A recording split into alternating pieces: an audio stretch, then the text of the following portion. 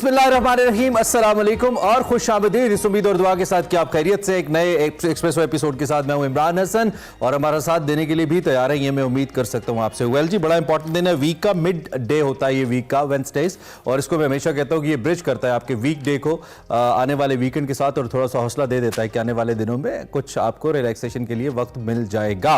अच्छा जी, बड़ी इंपॉर्टेंट खबरें आ रही हैं, खासतौर पर जो कि अब रमज़ान की आमद है और इस आमद को मद्देनजर रखते हुए हुकूमत बड़े आम इक़दाम भी करने की कोशिश कर रही है। खासतौर पे जो फॉर्म्ड गवर्नमेंट है पंजाब की, इस पे भी हम आने वाले वक्त के अंदर बात करेंगे। लेकिन फिल वक्त ये जो एक नया सिलसिला शुरू हुआ है बारिशों का, और उसने खासतौर पे गवादर, जहां पे उम्मीदी तौर पे बारिश को लेकर ऐसी खबरें नहीं मिलती हैं, बहुत ज़्यादा मुतासिर किया है, लोग बहुत परेशान हैं। वहां पे 16 घंटे से जायद मुसलसल ये बारिश हुई और उसके बाद जो मामूलात ज़िंदगी हैं वो शदीद मुतासिर हुए हैं। जो नशेबी इलाके हैं वो इस वक्त ज़ेर आब है वहाँ पे, और बिजली का निज़ाम बुरी तरह से मुतासिर हुआ है, दरम भरम भी कह सकते हैं हुआ है, और जो बारिश है वो मुसलसल अब भी वक्फे से जारी है। सड़कें ज़ेर आब हैं, कुछ मनाजिर आपको दिखा रहे हैं, पानी घरों में दाखिल हो गया है। रिपोर्ट्स तो ये हैं कि 5 से 6 फीट तक यहाँ पे पानी घरों के अंदर भी और बाहर गलियों में मौजूद है। मुझे ज़ाती तौर पे इत्तेफाक हुआ है गवादर में काफ़ी बार जाने का, देखने का। यहाँ पे इंफ्रास्ट्रक्चर कुछ खास नहीं है वहाँ सिवाय चंद सड़कों के जो मेन पे मौजूद हैं, उसके अलावा शहर का जो अंदरूनी इलाका है वहाँ पे तकरीबन कच्ची गलियाँ हैं, कच्चे रास्ते हैं और कुछ ऐसा निकासी आपका निज़ाम भी मौजूद नहीं है। तो उस वजह से भी यकीनी तौर पे जो शहरी हैं या जो रिहायशी हैं उनको मुश्किलात का सामना है। फिर थोड़ा सा चूँकि मेन स्ट्रीम से हटके भी है गवादर, तो यहाँ पे पहुँचने में या मुख्तलिफ इमदादी सामान के पहुँचने में या मशीनरी के पहुँचने में भी मुश्किलात का सामना डेफिनेटली यहाँ पे। या मनाजिर देख सकते हैं, ये गलियों के अंदर के मनाजिर हैं गवादर के। तो शहरी जी नकले मकानी पर मजबूर हैं इस सूरत हाल के बाद। निकास का मौसर निज़ाम ना होने के बाद सड़कें भी ज़ेर आब हैं। सेनेटर कोदा बाबर जो वहाँ की नुमाइंदगी भी करते हैं और बड़ी नुमाया सियासी शख्सियत है, वो कहते हैं कि इस वक्त पूरा जो गवादर शहर है वो डूबा हुआ है। बल्कि हम कोशिश करेंगे अगर कोदा बाबर साहब से हमारा राबिता भी हो और उनसे हम एक फ़र्स्ट इन्फॉर्मेशन लें कि इस वक्त सूरत हाल क्या है, जो कि हमें मालूम है कि बहुत अच्छी नहीं है। ज़िला इंतज़ामिया अपनी मदद आपके तहत इस वक्त काम करने में भी मसरूफ़ है। NDMA है, provincial disaster management authority PDMA है, उसको डेफिनेटली बहुत ज़्यादा इनिशिएटिव लेने की ज़रूरत है। कुछ हद तक इस पर काम शुरू हो चुका है, लेकिन I think it's some kind of जिसे कहते हैं कि ऐसी कैटास्ट्रोफी है या ऐसी अनएक्सपेक्टेड सिचुएशन है जिसे कोप अप करने में डेफिनेटली वक्त ज़रूर चाहिए होगा। यहाँ पे एक बड़ी तादाद मछेरों की है, जो लोगों का रहन सहन है या डिपेंडेंस है वो कश्तियों के ऊपर है और समंदर के ऊपर है, तो उनकी कश्तियाँ टूटने की इतलात हैं, यानी कि लोगों के कारोबार तबाह हो चुके हैं। दूसरी जानिब जो बलूचिस्तान हुकूमत है, कोदा बाबर ने यह कहा है कि जी इसको आफत ज़दा करार दिया जाए, ये भी उन्होंने इन्फॉर्मेशन और साथ डिमांड कह सकते हैं कि है। मुसलसल बारिश में 2 घंटों के वक्फे के बाद फिर इजाफा हुआ है, फिर बारिश शुरू हुई है और इस वक्त शहरी जो हैं वो अपनी मदद आपके तहत जो इस सूरत हाल से निकलने की कोशिश कर रहे हैं। महकमा मौसमियात ये कहता है कि कल सुबह 4 बजे से 8 बजे तक गवादर में 168.8 मिलीमीटर बारिश रिकॉर्ड की गई। दैट्स अ ह्यूज क्वांटिटी, बहुत बड़ी तादाद में ये बारिश है। और इस जगह पे जो बिल्कुल समंदर के साथ है, गवादर शहर में और समंदर में सिर्फ एक सड़क का फासला है और दूसरी तरफ ये साहिली शहर है बेसिकली पाकिस्तान का, और पाकिस्तान की सबसे अहम गहरे पानियों की बंदरगाह भी यहाँ पे है, जिससे दुनिया का एक कॉरिडोर कहा जाता है ट्रेड के लिए आने वाले वक्त में, जो कि लिंक करती है पाकिस्तान को दीगर इलाकों के साथ। और चीन और पाकिस्तान का जो ट्रेड है वो बहुत इंपॉर्टेंट है यहाँ से बाकी दुनिया के साथ इस रूट को लिंक करने के लिए। इसकी मेरी टाइम बहुत इंपॉर्टेंस है इस जगह की, और शहर का जो इंफ्रास्ट्रक्चर है अनफॉर्चुनेटली पिछले कई अरसे से मुकम्मल नहीं हो पाया। It has to be a planned city after Islamabad. और मुझे याद है जब हमें आखिरी बार जाने का इत्तेफाक हुआ था, उस वक्त वज़ीर आज़म नवाज शरीफ थे, तो उस वक्त काफ़ी ज़ोर शोर से यहाँ पे काम जारी था, लेकिन उसके बाद फिर जो प्रोग्रेस है वो उतनी नहीं हुई। चैलेंजेस का शिकार रहा गवादर, और अब ये इंफ्रास्ट्रक्चर ना होने के बाद आप देख सकते हैं कि यहाँ पे लोग बहुत ही कस्मा पुरसी की ज़िंदगी गुजारने में मसरूफ़ हैं, और ये जो बारिश का पानी है इसने पूरे शहर को हिला के रख दिया है। हम कोशिश करेंगे अगर हमारा राब्ता हो और हम आपको मालूमात पहुँचा सकें, लेकिन इस वक्त जो हम आपको इतलात दे रहे हैं ये ताज़ा तरीन इतलात हैं। इसमें से कुछ मनाजिर रात के हैं, कुछ मनाजिर कल के हैं, जो मुसलसल 168.8 मिलीमीटर बारिश के बाद की सूरत हाल है। और इस वक्त ऐसा लगता है कि पूरा गवादर ही एक समंदर का सा या दरिया का सा या नहर का सा मंजर पेश कर रहा है, चूँकि हर तरफ हमें बारिशी पानी नज़र आता है। इस वक्त हमें फैसल नसीर ज्वाइन कर रहे हैं, जो कि डायरेक्टर हैं PDMA के बलूचिस्तान के। उनसे ज़रा इन्फॉर्मेशन लेते हैं कि इस वक्त प्रोवेंशियल डिज़ास्टर मैनेजमेंट अथॉरिटी क्या कर रही है। फैसल, आपको आवाज़ आ रही है मेरी? हाँ जी बिल्कुल। शुक्रिया आपने हमें ज्वाइन किया। ये बड़े कोई खौफनाक किस्म के मनाजिर हैं जो हम देख रहे हैं। मखदूश सूरत हाल है, बहुत ज़्यादा मिकदार में पानी है, रिपोर्टेडली 5-6 फीट तक पानी है शहर के अंदर। तो एक तो ये बताइए कि क्या आपके जो वर्कर्स हैं यहाँ पे पहुँचे हैं टू हेल्प पीपल, और आपका कोई सामान यहाँ पे पहुँचा है? आपके पास क्या है ताज़ा तरीन यहाँ पे इस सूरत हाल को लेकर? बिस्मिल्लाहिर्रहमानिर्रहीम। जैसे ही हमें जो है मेट डिपार्टमेंट से जो है हमें एडवाइजरी मौसूल हुई थी, तो हम लोगों ने जो हमारे जितने भी डिस्ट्रिक्ट एडमिनिस्ट्रेशन है और जो हमारे दूसरे डिपार्टमेंट्स है उनको हमने ये फॉरवर्ड कर दिया था, और जो भी प्रिकॉशनरी मेजर्स उनको बताए थे कि लेकिन ये 1 घंटे में क्लाउड बस्ट होने की वजह से इतनी गवादर में हमारी बारिशें हुई, और इस सिलसिले में जो है हमने अपने जो है कोयटा हेडक्वार्टर से जो है हमने जो अपने रेस्क्यू टीम्स है उनको रवाना की है, और उसके अलावा हमने जो हमारे पैरामेडिक्स के स्टाफ है और जो हमारे दूसरे डिपार्टमेंट्स है, पाक आर्मी के हमें स्पेशल सपोर्ट सेल है, और वहीं पर जो रेस्क्यू का जो हमारा फेज चल रहा है उसमें जो है वो डिस्ट्रिक्ट एडमिनिस्ट्रेशन के साथ शाना बशाना है। इंशाल्लाह अब तक जो ये रिपोर्ट हुई है कि अब तक कोई भी ऐसा कोई जानी नुकसान नहीं हुआ। हाँ, अलबत्ता लोगों के घरों में जो है वो पानी खड़ा है, लेकिन हमारी डिस्ट्रिक्ट एडमिनिस्ट्रेशन लगी हुई है, उसके साथ हमारी एफसी है, तो तमाम दूसरे डिपार्टमेंट्स है। अच्छा, तो आपने कहा कि कोयटा से सामान रवाना किया गया। एक तो कोयटा से फासला हमारे देखने वालों को बताइए कितना है, यानी कि कितने वक्त में ये सामान पहुंचेगा, और क्या सिर्फ बरास्ता ज़मीन सड़क ही ये सामान गया है, या इसमें आपने जैसे कि आपने कहा कि पाक फौज भी आपके साथ है, तो आपने जो हवाई सहूलत है वो भी हासिल की है, हेलीकॉप्टर के जरिए भी कुछ सामान पहुँच रहा है यहाँ पे, ऐसा भी है?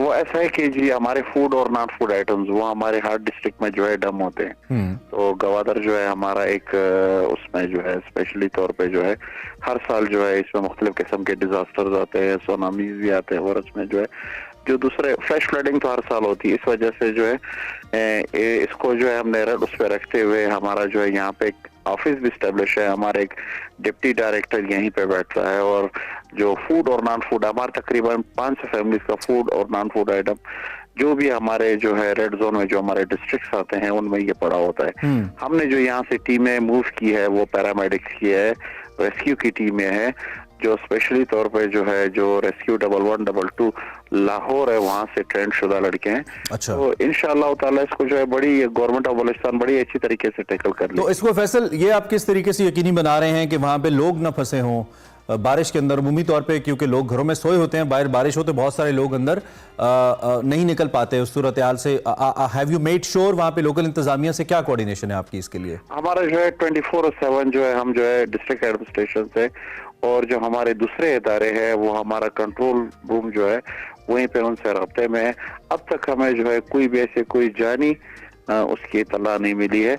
तो ये हमारे डिस्ट्रिक्ट एडमिनिस्ट्रेशन है और जो हमारे दूसरे इदारे हैं उन्होंने बड़ी अच्छी तरीके से क्या बिजली और टेलीफोन है वहाँ पे शहर के अंदर? टेलीफोन मोबाइल वगैरह चल रहे हैं या बंद हो गए? क्या इतलात?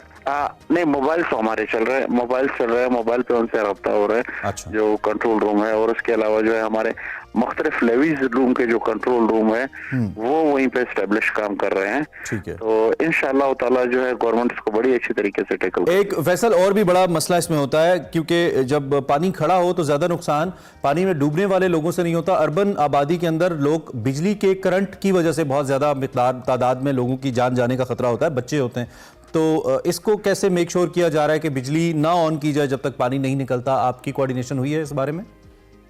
इस सिलसिले में ये है कि जो हमारा प्रोविंशियल कंट्रोल रूम है जो कोयटा में बना हुआ है, किसी भी इमरजेंसी की सूरत में जितने भी लाइन डिपार्टमेंट के लोग हैं वो वहीं पे मौजूद होते रहते हैं। जैसे अभी हाल ही में जो है हमारे पास जो है जो वापडा कैरैप है वो यहीं पे बैठे हुए कंट्रोल रूम में। इस सिलसिले में जो है वो किसी भी खुदा ना खास्ता कहीं पे भी वो हमारा कोई गैप ना आए। चलें, हम नजर रखे हुए हैं फैसल, हमारी बेस्ट विशेज आपके साथ हैं। अल्लाह करे ये पानी भी जल्द निकले और जो लोग अगर खुदा ना खास्ता किसी मुश्किल में तो उनकी मुश्किल आसान हो। प्रिवेंशन डिजास्टर मैनेजमेंट अथॉरिटी को रिप्रेजेंट करते हैं फैसल, हमारे साथ फैसल नसीर साहब मौजूद थे जो कि तफसीलात से हमें आगाह कर रहे थे। उनके मुताबिक हालात कंट्रोल पे हैं, इमदादी सामान भेजा गया है, लेकिन अब ये गवादर के शहरी ही बता सकते हैं कि किस हद तक कंट्रोल में। बहरहाल हम आपको गाहे गाहे आगाह करते रहेंगे। मुल्क की सियासी सूरत हाल पर इसके बाद बात कर लेते हैं। गवादर के बारे में तो बात होती रहेगी डेफिनेटली जब तक ये, और हमारी दुआ है कि अल्लाह करे ये मसला जल्द हल हो जाए, ये आफत टल जाए। सियासी सूरत हाल कुछ खास अब मुबहिम नहीं रही है, काफ़ी हद तक क्लियर हो रही है। इंतखाब के बाद आपको मालूम है जो सबसे बड़ा तनाज़ा इस वक्त चल रहा है वो कौमी असम्बली के उस इजलास का है जिसमें मुंतखब अरकान ने हलफ बर्दारी उनकी होनी है, उन्होंने हलफ उठाना है। सदर आरिफ अलवी साहब इजलास को मखसूस नशिस्तें और जो अक़लियती नशिस्तें हैं इनके मुकम्मल होने तक नहीं बुलाना चाह रहे।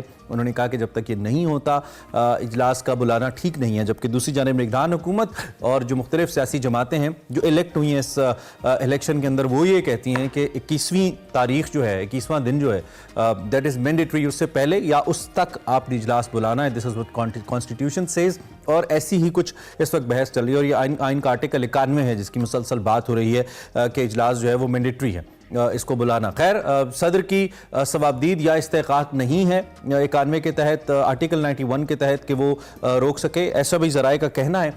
निगरान हुकूमत ने सदर को जवाब दिया है कि सदर सिर्फ आर्टिकल 54 के तहत जो मामूल का इजलास है उसको रोक सकते हैं। ये मामूल का नहीं, गैर मामूली इजलास है, यहाँ पे ओथ टेकिंग होनी है। इस वजह से ये आईनी तकाजा है। कहीं भी नहीं लिखा अपोजिशन या दीगर जमातों के मुताबिक इस वक्त या निगरान हुकूमत के मुताबिक कि मखसूस नशिस्तें ना हो तो ये इजलास नहीं हो सकता। दूसरी जानिब ज़राए का ये भी बताना है कि जो निगरान वफाकी हुकूमत है वो सदर मुमलिकत को इस फैसले पर नज़रसानी की दरख्वास्त कर रही है। उसने की है कि आप इसको दोबारा से देखें। और कल वैसे कुछ खबरें ये भी आई कि शायद सदर ये इजलास बुला ले।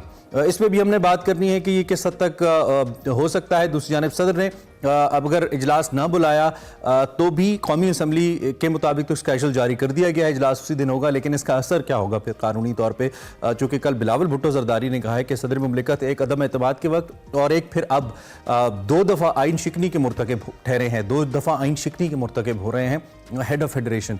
सो ये बड़ी अलामिक बात है। दूसरी जानिब इत्तेहादी हुकूमत ने जी जहाँ कई जमातों को साथ मिलाया, वहीं पे सुन्नी इत्तेहाद कौंसिल ने भी कई 7 जमातों को मिलाने का ऐलान किया है। कल जुबानी तहरीक इंसाफ हैं, उन्होंने जहाँ सदर मुमलिकत आरिफ अलवी की जानिब से कौमी असम्बली के इजलास ना बुलाने के फैसले का दिफा किया, वहीं पर PTI ने ऐलान किया कि वो धांधली करके हराई जाने वाली जमातों को इकट्ठा कर रहे हैं, उनके साथ मिलकर मुल्क में एहतजाज करेंगे। और वो किस किस जमात को इकट्ठा कर पाते हैं ये अपनी जगह सवाल मौजूद है। इस पर हमने तबसरा लेना है। अली मोहम्मद खान साहब हमारे साथ इस वक्त मौजूद हैं, सीनियर रहनुमा हैं तहरीक इंसाफ के, उनसे ज़रा इसी बारे में बात करते हैं।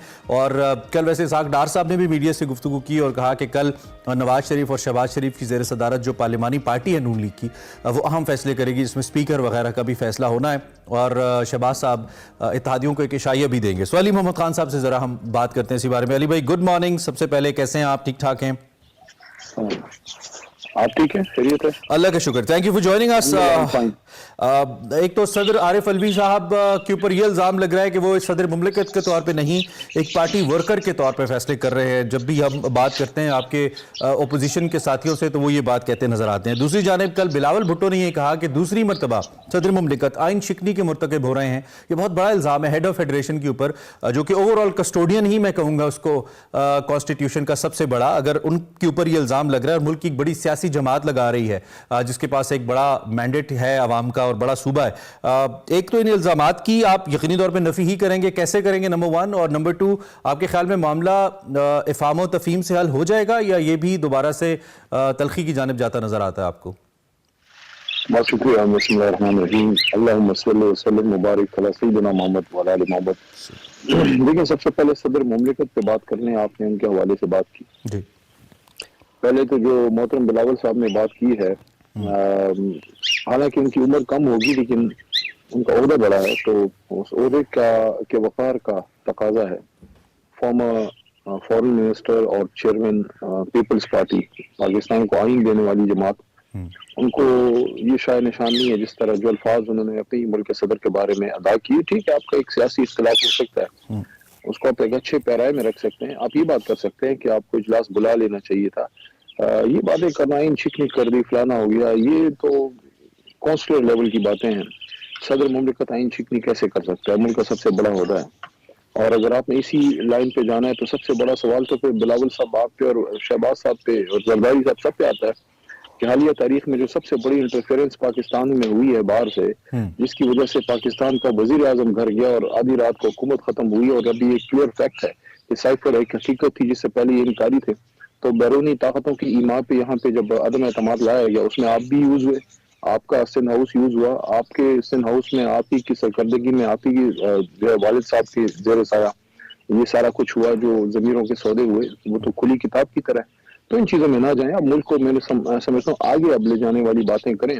अगर सदर मुमलिकत ने ये बात की है कि तहरीक इंसाफ को उनकी माइनॉरिटी सीट्स और रिजर्व वुमेन सीट्स देनी चाहिए, तो इसकी नाजायज बात तो नहीं। हम आपकी सीटें तो नहीं मांग रहे, और अगर आप खुद, आपकी जमात खुद पीपल्स पार्टी खवातीन के हकूक की चैंपियन अपने आप को कहती है, तो आप कैसे किसी जमात की खवातीन की रिजर्व सीट्स पे या उसको रोकने की हमायत कर सकते हैं या उस पर हमला आवर होने की हमायत कर सकते हैं? तो मैं समझता हूँ कि सदर मुमलिकत ने एक आईनी मौक़िफ़ सामने रखा है। बाकी तो इजलास वैसे भी स्पीकर साहब बुला रहे। अच्छा, आपने पार्लिमानी तौर पे कोई कोशिश की है कि आपका कोई वफ्द, जैसे आप केपी में मुख्तलिफ सियासी रहनुमाओं से मिल रहे हैं या बलूचिस्तान में मिल रहे हैं, इस मामले के ऊपर, ये जो स्पेशल सीट्स का मामला है, इस पे अपनी आप कोई पॉलिटिकल लॉबिंग करें या कम से कम एक हिमायत हासिल करें? जैसे आपने बिलावल का रेफरेंस दिया, तो आपका एक पार्लिमानी वफ्द उनसे मिल सकता था कि इस मामले में कम से कम वो आपकी मुखालफत ना करें और इलेक्शन कमीशन पे दबाव डालें कि आपको ये हिमायत मिलनी चाहिए जो बकौल आपका राइट है। इस हवाले से कोई इनिशिएटिव आपने लिया या इसके लिए आप समझते हैं कि ज़रूरी नहीं है ये करना?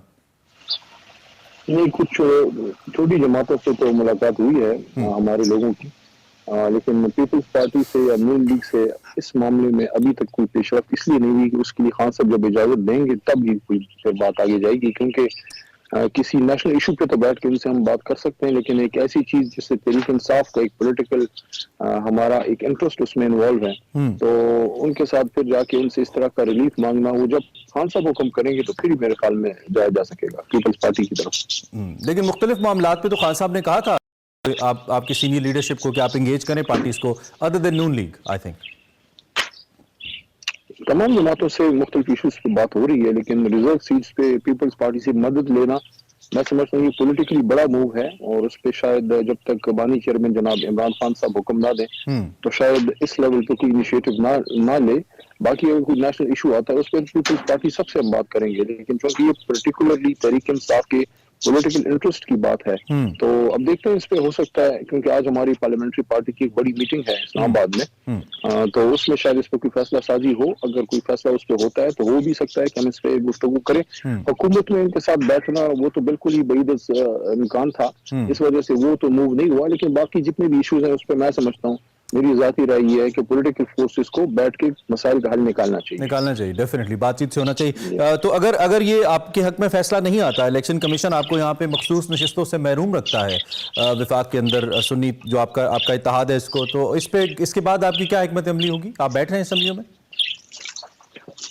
देखिए, असेंबली में तो कोई फोरम हम खाली नहीं छोड़ेंगे, ये मेरी भी जाती राय है, और पार्टी का भी अक्सरियती मौक़िफ़ पार्लियामेंट्री पार्टी का सबका भी है कि इस्तीफा देना या बॉयकॉट करना वो मेरे ख्याल में कोई मुनासिब आप तो असेंबली में अकेले बैठने के अलंबरदार भी हैं, आप तो अकेले बैठे रहे थे। नहीं, मैं तो आखिरी तक लड़ने की सोच वाला आदमी हूँ कि आप देखें, अल्लाह ताला आपको रास्ता देता है, जब आप आखिरी दम तक खड़े रहते हैं ना, अल्लाह कोई ना कोई रास्ता दे देता है। जैसे अभी चाहे वो तो पंजाब की हमारी पार्लियामेंट्री पार्टी का कोई फैसला होगा तो मुझे उस पर तनकीद का कोई हक नहीं है, लेकिन उससे मेरी जाती राय ये है कि मरियम बीबी के इंतखाब में भी हमारे लोगों को वहाँ होना चाहिए था, लेकिन हो सकता है उन्होंने कोई अवामिर ऐसे हों जिस पर उन्होंने फैसला किया। वैसे आप खुद भी क्रिकेट को पसंद करते हैं, अदर देन यूजुअल क्वेश्चन जो आजकल हो रहे हैं उससे हटके जरा मेरा सवाल है, माजी में चले गए, क्या फीलिंग थी? आप अकेले बैठे रहे, पूरी पार्टी चली गई, दूसरी जाने पूरी पीडीएम बैठी हुई है, और आप अकेले उठ के आपने एक तकरीर जड़ दी बड़ी शानदार, उस पर टिकटॉक्स भी बनी, सोशल मीडिया पे आज भी आपका वो शेर जो है वो आपके साथ खड़े होकर लोग पढ़ रहे होते हैं,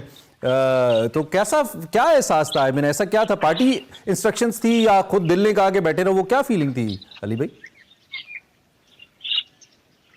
ये पार्टी इंस्ट्रक्शन तो नहीं थी, लेकिन मेरी जिम्मेदारी थी as a parliamentary affairs minister कि आखिरी वक्त तक अपनी हुकूमत का और अपनी जिम्मेदारी को मैं निभाऊं। और बचपन में हमने एक पोएम पढ़ी थी, मैट्रिक में थी शायद, कासा ब्यांका, वो शिप डूब जाती है लेकिन वो कासा ब्यांका खड़ा रहता है। तो ये एक सोच थी कि नहीं, यहाँ इस अवाम में मेरा लीडर बैठता था, वज़ीर आज़म था, हमारी हुकूमत थी, तो मेरी जिम्मेदारी है, क्योंकि मैं कोई रोड का रेलवे का मिनिस्टर नहीं था, मैं तो पार्लियामेंट का मिनिस्टर था, तो मेरी जिम्मेदारी थी कि मैं आखिरी दम तक अपने जमात का दिफा करता और वो स्पीच भी कोई मेरी प्लान स्पीच नहीं थी। वो जब मैंने देखा कि मोहतरम बिलावल साहब और मोहतरम शहबाज शरीफ साहब और मोहतरम मौलाना असद साहब जो बरखुरदार हैं मोहतरम मौलाना फजल रहमान के, उनकी तरफ से जब गुफ्तगू हुई तो एक वन साइडेड नैरेटिव आ रहा था, तो मैंने मुनासिब जाना कि खान साहब का भी मौक़िफ़ सामने आया। आप वो फिर तहरीक क्रिकेट में इंसाफ का भी। कैमियो होता है ना, कैमियो खेल गए आप एंड पे आके, वो खेल गए आप, अच्छी इनिंग खेली। लेकिन मैं आपको एक बात बताऊं, ये आप हमारे करोड़ों लड़के लड़कियां नौजवान बच्चे बच्चियां देख रहे होंगे, मैं आपको एक बात बताऊं, आप अपने कॉज से कमिटेड रहें, अपने कॉज से कमिटेड रहें, आपको गैब से अल्लाह की तरफ से मदद आएगी। आप प्लान भी नहीं करेंगे, अल्लाह ऐसा कोई आपसे काम करा देगा, लेकिन उसके लिए ये जगह साफ होनी चाहिए। अगर ये जगह ठीक है ना, नीयत ठीक है, इखलास है, नियत खास, आपको अल्लाह ठीक रास्ते दे है। देगा। अच्छा, अब ये बताइए, दो तजर्बे आपके ऐसे हैं जिसमें आपने फ्लोर को खाली किया, आपकी लीडरशिप के कहने पे ऑब्वियसली। एक आपने पहले जब धरने थे उस वक्त आपने फ्लोर को बहुत अरसे तक खाली रखा, हर रोज ऐसा लगता था कि शायद तहरीक इंसाफ असेंबलियों से निकल जाएगी।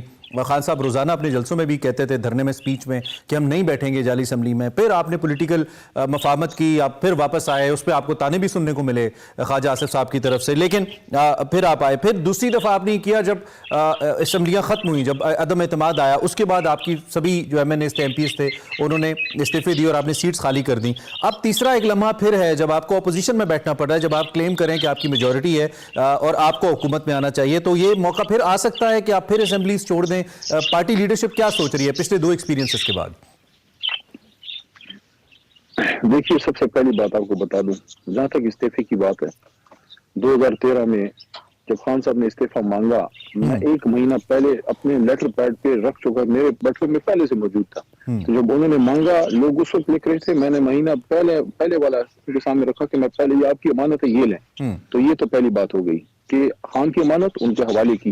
लेकिन अपना पॉलिटिकल मौक़िफ़ मेरा है, 2013 में सदर के इलेक्शन में बाइकआउट की बात चल रही थी, मैंने मुखालिफत की थी, अलवी साहब ने भी मुखालिफत की थी। हमने मोहतरम मरहूम ममनून साहब के मुकाबले में अपना उम्मीदवार उतारा था, जस्टिस वजीउद्दीन, और मेरा मौक़िफ़ ये था कि ठीक है, हमारी 35 सीटें हैं, मियां साहब की 200 के करीब होगी, लेकिन मुखालिफत होनी चाहिए था कि रिकॉर्ड में रहे कि तहरीक इंसाफ खड़ी थी।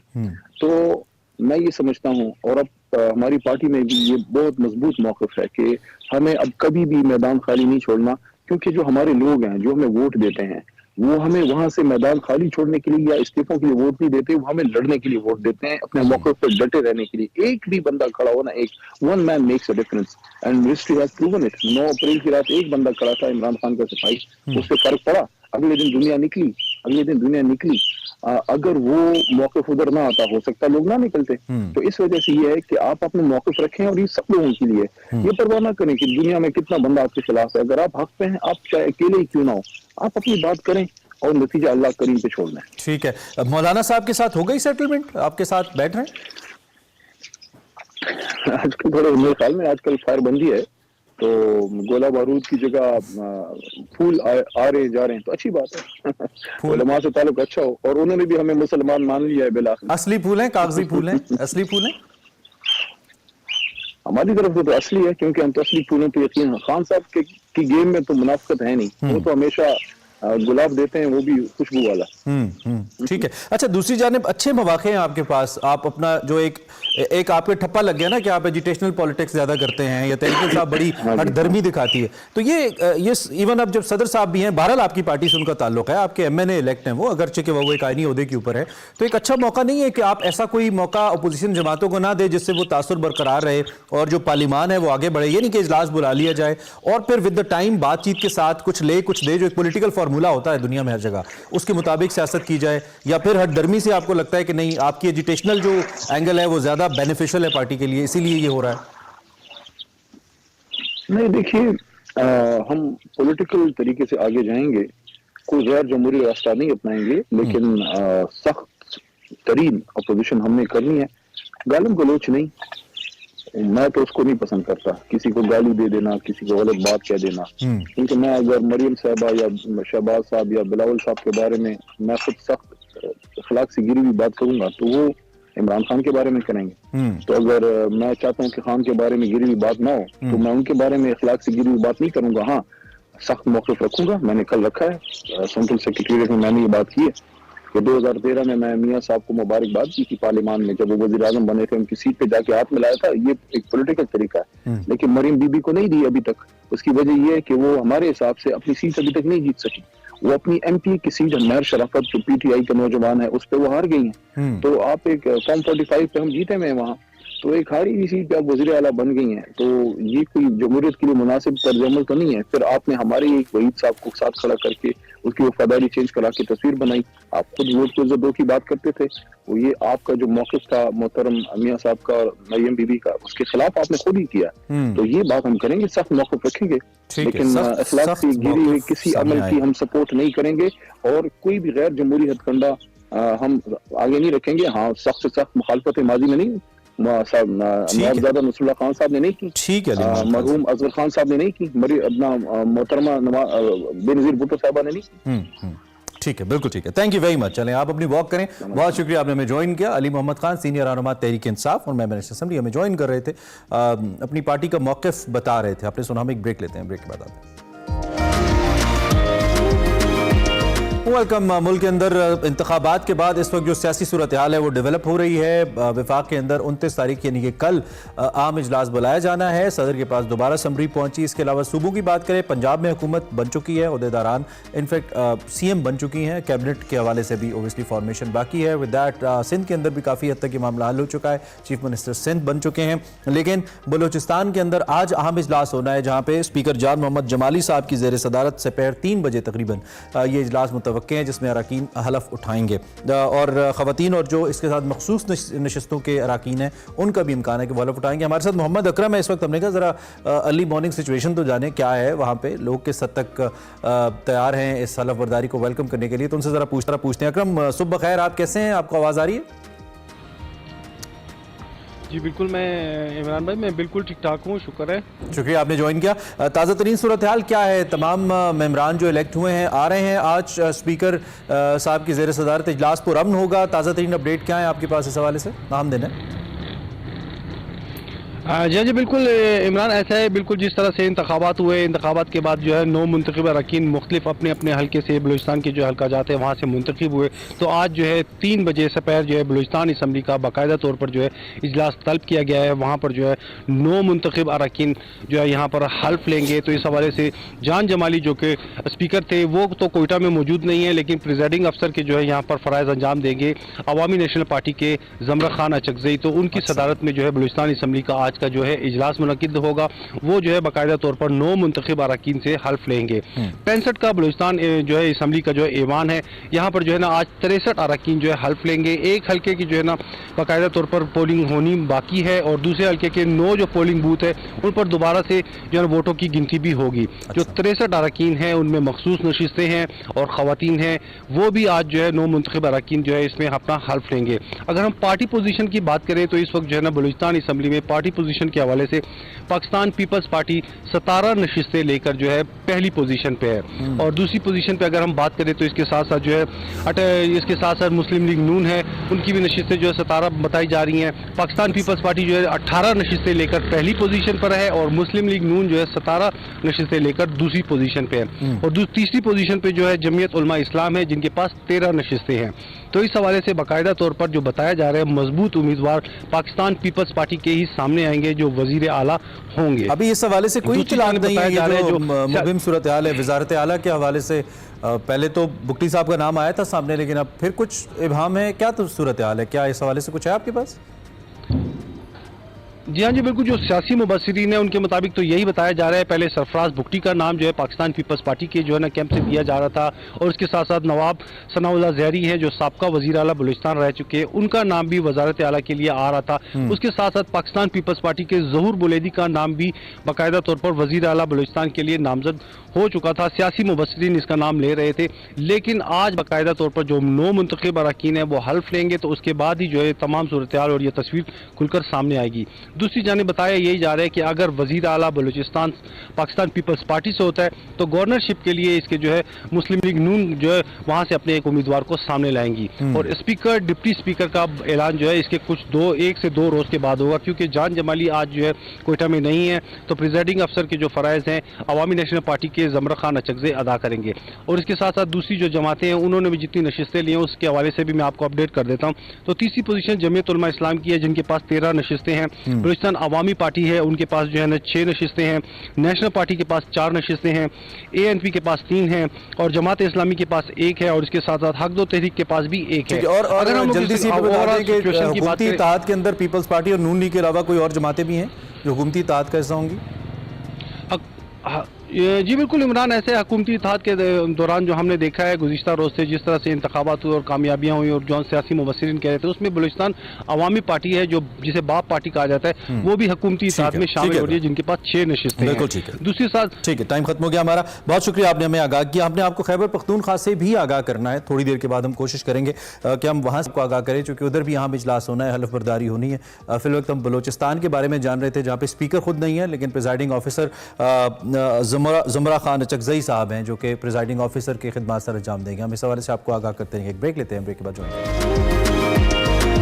Welcome back. कुछ सेहत के हवाले से बात कर लेते हैं। माँ और बच्चे की सेहत बहुत इंपॉर्टेंट मौजू है। वर्ल्ड हेल्थ ऑर्गेनाइजेशन ये कहती है कि 2022 और 23 के अवाइल तक पूरी दुनिया में 152 मिलियन बच्चों की कब्ल अज़ वक्त पैदाइश हुई है, यानी कि प्री मेच्योर बर्थ हुई है। ये बहुत बड़ा नंबर है। हम अगर पाकिस्तान में बात करें, वैसे तो पाकिस्तान में हर ही जो सेहत का खतरा होता है वो ज़्यादा ही होता है। पाकिस्तानी बच्चों से लेकर बुजुर्गों तक जितने लोग हैं सबकी हेल्थ वल्नरेबल ही है, लेकिन पाकिस्तान में भी ये खतरा बहुत बढ़ चुका है। प्री मेच्योर बर्थ, फिर उन बच्चों के पैदाइश के बाद की जो सूरत हाल होती है, इसके भी ऊपर भी हमने बात करनी है। और ऑलमोस्ट 1.25 लाख बच्चा तो ऐसा है जो ड्यूरिंग प्रेगनेंसी हमारे यहाँ मर जाते हैं बच्चे, और ये बहुत बड़ा नंबर है। 1.25 लाख बच्चा, यानी कि उमूमी तौर पे अगर आप कहें कि 1 लाख बच्चे की डेथ होगी, शायद दुनिया पूरी हिल के रह जाती है इस बात से, लेकिन हम उस चीज़ को बहुत सीरियस नहीं लेते हैं और ये मामला चल रहा है। आज हमने इसी हवाले से एक तो ये बात करनी है कि जो पैदाइश से पहले किन मसाइल का सामना माँ को होता है, प्री मेच्योर बर्थ को लेकर ये क्या वजह होती है, फिर खुराक को लेकर ये जो एक पेचीदा सूरत हाल पैदा हो जाती है उससे कैसे निपटा जाए,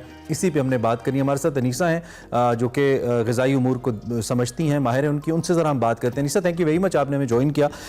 एक तो ये मसला बहुत संगीन है, दूसरा ये कि बहुत सारे वालिदैन को पता नहीं है कि इससे कोप अप कैसे करना है, ख़ास तौर पे हमारी जो रूरल एरियाज़ के अंदर रहने वाली वालिदाएँ हैं, ख़वातीन हैं। सबसे पहले तो आप हमें ये बताएं, अगर टेक्निकली आप बता पाएँ, दो कि आपका सब्जेक्ट डिफरेंट है, लेकिन अगर बता पाएँ कि ये होता क्यों है और फिर उसके बाद क्या मेजर्स हैं जो बड़े इंपॉर्टेंट होते हैं बच्चे के लिए और माँ के लिए। जो प्री मेच्योर डिलीवरीज होती हैं वो एक तो जेनेटिक इन्फ्लुएंसेस इसमें बहुत ज्यादा बड़ा रोल अदा करती हैं। जो अगर आप जेनेटिकली वीक हैं, आपको जेनेटिकली कोई प्रॉब्लम्स है मदर को, बाकी इसकी जो रीजंस हो सकती हैं उनमें डायबिटीज है, हाई ब्लड प्रेशर और बहुत सारी क्रॉनिक कंडीशंस हैं या इन्फेक्शियस डिजीजेस हैं। तो अगर माँ का अपना जो पूरी जो जिंदगी है वो बहुत सारे बीमारियों से गुजरी है, या फिर वो डायबिटिक है, या उनको कोई और क्रॉनिक डिजीज है, जो कि क्रॉनिक डिजीज ऐसी डिजीज होती है जो मतलब बहुत एक बड़ी नहीं होती, जैसे कैंसर है या सुरतान या इस तरह से कोई बहुत मेजर उसका इन्फ्लुएंस नहीं होता, लेकिन छोटी होती है और मुसलसल आपको 5-10 साल आपको इससे गुजरना पड़ता है। वो क्रॉनिक डिजीज होती हैं, जैसे कि ज़ियादतीज़ का मर्ज है या हाई ब्लड प्रेशर या इस तरह की जो मर्ज होते हैं। तो इन बीमारियों की वजह से जो चांसेस हैं प्री मेच्योर डिलीवरी के वो बढ़ जाते हैं, क्योंकि आप माँ ही हेल्दी नहीं होती बच्चे को होल्ड करने के लिए। लेकिन इसकी बहुत सारे अदर फैक्टर्स भी होते हैं। बच्चियों का या लड़कियों का कम उम्र में शादी होना भी शामिल है, जो कम उम्र में शादी हो जाती है अक्सर। बिल्कुल कम उम्र में शादी होना भी इसका एक बहुत बड़ा रीजन हो सकता है, क्योंकि औरत की बॉडी प्रॉपर्ली डेवलप नहीं होती, उसको स्ट्रेंथ चाहिए होती है, उसको पूरी न्यूट्रिशनल डेफिशिएंसीज को कवर करने की जरूरत होती है। हमारे न्यूट्रिशन में एक कॉन्सेप्ट होता है कंसेप्शन न्यूट्रिशन का, और ये स्पेसिफिकली वो डाइट होती है जो आप कंसीव करने से पहले खाते हैं। तो अगर आपका जो आप उतने बड़े ही नहीं है, अगर आपको मतलब घर संभालने की वो समझ ही नहीं है, तो फिर आप किस तरह से इतनी बड़ी जिम्मेदारी बच्चों पे डाल सकते हैं, छोटी लड़कियों पे। ऑब्वियसली, और फिजिकल कॉम्पिटेंस बड़ी इंपॉर्टेंट है। बिल्कुल ठीक है। अच्छा, जब ये हो गया, लेट्स सपोज एक बच्चा है जो कि प्री मेच्योर पैदा हुआ, मुकम्मल उसने मुकर्रर उसकी जो वक्त था उससे पहले पैदा हुआ, जाहिर बात है फिजिकली उसको चैलेंजेस हो सकते हैं। बहुत सारे बच्चों को फिर अंडर सर्वेलेंस रखा जाता है, कुछ जगहों पे इंतजाम नहीं होता, बच्चे मर जाते हैं ज़्यादातर तो गाँव देहातों के अंदर। तो इसके जो पोस्ट डिलीवरी सिचुएशन होती है, ऐसे बच्चे जब पैदा हो जाते हैं, फिर उनके लिए क्या ग़िज़ाई तौर पर क्या माँ इस काबिल होती है कि वो बच्चे को फीड कर पाए, क्योंकि तो प्री मेच्योर बर्थ होती है, बच्चा ले सकता है फीड, क्या टेक्निकलिटीज होती हैं उस वक्त? अच्छा, इसका बच्चा प्रीमेच्योर है ये नहीं है, लेकिन अल्लाह ताला ने माँ के दूध में जो पहले दिन का दूध होता है या दूसरे दिन का दूध, स्पेसिफिकली पहले माँ के पहले दिन के दूध को कोलोस्ट्रम बोला जाता है और दुनिया भर में इसको स्टोर करके इसके सप्लीमेंट्स बनाए जाते हैं क्योंकि ये बहुत हेल्दी होता है। इसमें एंटीबॉडीज रिच होता है ये, और प्रोटीन्स की बड़ी अच्छी तादाद इसमें मौजूद होती है। और अगर आपका बच्चा प्रीमेच्योर है तो जाहिर बात है फिर आपका ब्रेस्ट मिल्क भी प्रीमेच्योर ही है। और प्रीमेच्योर फर्स्ट डे का जो मिल्क होता है माँ का, उसमें अल्लाह ताला ने बहुत स्पेसिफिक एंटीबॉडीज, स्पेसिफिक प्रोटीन्स उसमें रखी होती हैं जो कि बच्चे को उस वक्त जरूरत होती है। तो मतलब आपने रूरल एरियाज की भी बात की, तो एक बिल्कुल नेचुरल तरीका जो कॉम्बैट करने का कि आप अपने बच्चे को एक मतलब भरपूर न्यूट्रिशन से भरपूर एक ग़िज़ा दें ताकि वो प्रीमेच्योर है और वो अच्छी तरह से कॉम्बैट कर सके इन्फेक्शंस वगैरह को, अपनी एनवायरनमेंट को। तो उसका बेहतरीन जो एक ऑप्शन है वो माँ का दूध ही है, जो कि अल्लाह ताला ने एक नेचुरल सोल्यूशन रखा है। तो एक तो आपको ये इस पे बिल्कुल भी इससे कॉम्प्रोमाइज नहीं करना चाहिए। माएँ आजकल अक्सर ऑप्ट भी नहीं करती फीड करने के लिए, नर्सिंग करने के लिए, लेकिन उनको ऑप्ट करना चाहिए क्योंकि ये बड़ा अच्छा सोल्यूशन है। दूसरी चीज इसमें ये है कि आपको, क्योंकि बच्चा बहुत छोटा होता है, प्रीमेच्योर होता है, तो अक्सर उसकी जो कोऑर्डिनेशन है सकिंग की, ब्रीदिंग की और सकलिंग की, जो नर्सिंग में चाहिए होती है बच्चे को दूध पीने के लिए, वो उसने डेवलप नहीं की होती कोऑर्डिनेशन, क्योंकि वो प्रीमेच्योर होता है, उसके मसल्स इतने स्ट्रांग नहीं होते। दूसरी चीज ये है कि बच्चा बहुत जल्दी थक जाता है, प्रीमेच्योर बेबी, तो वो हो सकता है वो चंद मिनट थोड़े से वक्त के लिए वो फीड करे और बहुत थक जाए जल्दी। तो फिर इसमें ये होता है कि आपने उसको हर 2.5 से 4 घंटे के बाद उसको छोटे छोटे बर्स्ट में फीड करवाना होता है, और फिर आपको सिखाना होता है बच्चे को कि आपने फीड किस तरह से करनी है। उसमें आप नर्सेज की हेल्प ले सकते हैं, डिफरेंट नर्सिंग पोजीशंस के बच्चा किस तरह से कंफर्टेबल है, तो वो डिफरेंट तरीके होते हैं कि आप किस तरह से बच्चे को अपने दूध का आदी कर सकते हैं, क्योंकि प्रीमेच्योर बच्चा आदी इतनी जल्दी नहीं होता जितना एक नॉर्मल बच्चा होता है। ठीक है। और ये जो प्लीज जारी रखिए। जी बोले। मैं ये कह रहा था कि ये जो प्रीमेच्योर बच्चे हैं, क्या इनका जो फीडिंग साइकिल है वो आम बच्चे जो मुकम्मल वक्त के मुताबिक पैदा होते हैं उनसे मुख्तलिफ होता है? जैसे आपने 4 घंटे का जिक्र किया, तो क्या इन बच्चों को ज़्यादा फीड करना होता है, इनका फीडिंग साइकिल सेम ही होता है जो आम बच्चे का होता है? नहीं, फीडिंग साइकिल सेम नहीं होता, बस इसमें ये होता है कि आप एक तो वो बच्चा जल्दी थक जाता है, तो उसकी जो फीडिंग टाइम है वो नॉर्मल से कम होता है। और हो सकता है उसको और जरूरत हो, लेकिन वो कम होता है टाइम। तो आपको थोड़ा थोड़ा एवरेज जो है वो आपको 150 to 160 मिलीलीटर पर केजी पर बॉडी वेट आपको हर रोज देना होता है, मतलब साइंटिफिकली अगर मैं बात करूं एक प्रीमेच्योर बेबी को। लेकिन आपको टाइम का ध्यान रखना है और आपको बच्चे को मतलब थकाना नहीं है कि माएँ परेशान हो जाती हैं, बच्चा पी नहीं रहा दूध तो वो बार बार ट्राई करती हैं, तो आपने सब्र करना है उस बच्चे के साथ, क्योंकि अभी उसके मसल्स को डेवलप नहीं हुए हुए। दूसरी चीज ये, जहाँ पे आपने फीडिंग साइकिल की बात की, उसमें ये डिफरेंस आता है कि जो बच्चे होते हैं, जो प्रीमेच्योर बेबीज होते हैं, उनका जो क्वांटिटी होती है वो उनको कम चाहिए होती है एक नॉर्मल बेबी से। तो one more very important question Anisa, मेरे पास आखिरी मिनट है। बहुत से बच्चे जो माँ का दूध नहीं ले रहे होते, ये मसाइल बहुत माँओं को मैंने देखा होते हैं, इसकी बुनियादी वजह क्या होती है और क्या इससे कोप अप किया जा सकता है? इससे कोप अप, बहुत सारे बच्चे फार्मूला मिल्क पे रिलाई करते हैं और माएँ फार्मूला मिल्क पे रिलाई करती हैं। इसकी मेजर रीजन तो मेरे ख्याल से ये होती है कि आप मेडिकली माएँ कैपेबल नहीं होती, दूध उनका आ नहीं रहा होता है, इस तरह से रीजंस होती हैं। लेकिन बच्चे, क्योंकि बच्चे को तो नहीं पता कि माँ का दूध है या वो क्या चख रहा है या वो क्या खा रहा है, क्योंकि बच्चा जब पैदा हो उसके पास ऑप्शन नहीं है कि वो क्या खाए, तो माँ को चूज करना चाहिए। बिल्कुल ठीक है, बिल्कुल ठीक है। Thank you very much for your time. Anisa Suhail हमारे साथ मौजूद है। ब्रेक लेते हैं। Welcome back. प्रोग्राम का दूसरा हिस्सा आपको खुशामदीद कहते हैं। उम्मीद है आपकी सुबह हमारे साथ अच्छी गुजर रही है। इससे पहले हमने आपको नेशनल असेंबली की बात की, फिर हम बलूचिस्तान लेकर गए और उसके साथ साथ आज खैबर पख्तूनख्वा असेंबली के बारे में हमने आपको कहा था कि आगाह करेंगे। इंपॉर्टेंट दिन है, अब से कुछ देर के बाद तकरीबन 11 बजे अहम इजलास होना है। जो मुख्तलिफ 9 मुंतखब अरकान है खैबर पख्तूनख्वा असेंबली के, वो ओहदे का अपनी सीट्स का हलफ लेंगे और उसके बाद फिर जारी बात है गवर्नमेंट फॉर्मेशन बाकायदा तौर पर उसका आगाज़ हो जाएगा कि कौन चीफ मिनिस्टर होता है। कुछ उम्मीदवारों के नाम सामने भी। हमारे साथ विशाल यूसुफ जही हैं, एक तो उनसे टाइमिंग के बारे में पूछते हैं कि क्या एग्जैक्ट टाइम वही है इजलास का, कोई रद्दोबदल हुआ है, क्या इम्कानात हैं, पार्टी पोजीशन भी जान लेते हैं। Vishal, thank you for joining us. कैसे हैं आप? ठीक ठाक हैं? सबसे पहले तो हमें बताइए कि इस वक्त ताज़ा तरीन क्या है आपके पास पेशावर से, खैबर पख्तूनख्वा से? क्या सभी अरकान हलफ ले रहे हैं? स्पीकर साहब मौजूद हैं? क्या है आपके पास ताज़ा तरीन? जी बिल्कुल, जिस तरह आपने कहा कि 11 बजे जो कल दिया था टाइम खैबर पख्तूनख्वा असम्बली का, वही टाइमिंग है, लेकिन देर हो सकती है। अभी जो मेंबरान है उनका आना शुरू हो गया है, आमद शुरू हो गई है। खैबर पख्तूनख्वा असम्बली की जो सेशन है ये 1.5 साल के बाद शुरू हुआ है, और ये खैबर पख्तूनख्वा असम्बली की जो 14वीं सेशन है, 12वीं सेशन है, जो क़याम पाकिस्तान से पहले हुए थे।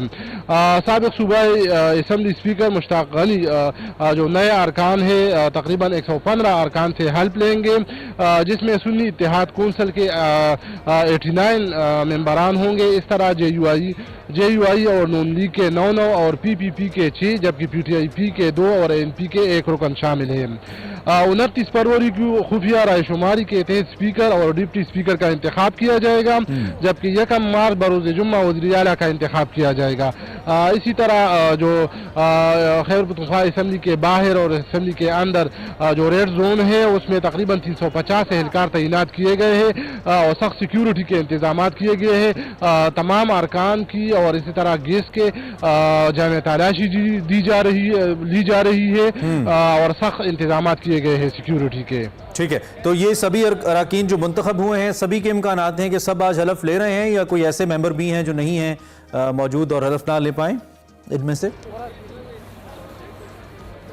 जी बिल्कुल, इसमें ये है कि जो 5 असम्बली मेंबर्स है, इसमें 3 जो है उस पर अभी तक वो पोस्टपोन हुआ है। वो जो गिराए शुमारी है या गिनती है उस अभी बाकी है। दो जो मेंबरान है, उस पर अभी इलेक्शन होने हैं। तो 5 जो मेंबरान है वो अभी हेल्प नहीं देंगे। अलबत्ता जो बाकी मेंबरान है उम्मीद की जा रही है कि वो तमाम मेंबरान जो है आज हेल्प उठाएंगे। इसी तरह जो अली अमीन गंडापुर है, जो कि नॉमिनेटेड खैबर पख्तूनख्वा वज़ीर आला है, वो भी आज आज़ाद हैसियत से अपना हेल्प लेंगे। जी ठीक है। अच्छा, दूसरी बात ये कि पंजाब असम्बली के अंदर तो कुछ ऐसे तहरीक इंसाफ के या आज़ाद ऐसे कुछ लोग थे जिनके आने में मुश्किलात थी, वो नहीं आ पाए थे। कुछ लोग उसमें से उस वक्त के नॉमिनेटेड चीफ मिनिस्टर जो उम्मीदवार थे मियां असलम, वो भी शामिल थे। क्या खैबर पख्तूनख्वा में भी ऐसा कोई मामला है, या सभी लोग आज़ादी से आ सकते हैं? कुछ ऐसा मामला तो नहीं है? जी बिल्कुल, खैबर पख्तूनख्वा असम्बली में जिस तरह आपको पता है कि जो नॉमिनेटेड वज़ीर आला अली अमीन गंडापुर है उस पर भी बहुत सारे मुकदमात है। तो कल जो पेशावर हाई कोर्ट है उन्होंने फैसला दिया था कि जो नॉमिनेटेड वज़ीर आला है उनको किसी भी जो मुकदमे हैं उनको गिरफ्तार ना किया जाए। तो तकरीबन तमाम जो अरकान है उन्होंने जो पेशावर हाई कोर्ट है, दीगर जो कोर्ट्स है उनसे उन जमानत ली हुई है, और इस तरह कोई अभी तक मुख्तसर हमें स्पीकर के हवाले से बता दें। आकिबुल्लाह साहब का नाम आ रहा है, हतमी नाम है। स्पीकर के हवाले से क्या इंफॉर्मेशन है जिनका हलफ बर्दारी के बाद इंतखाब होना है?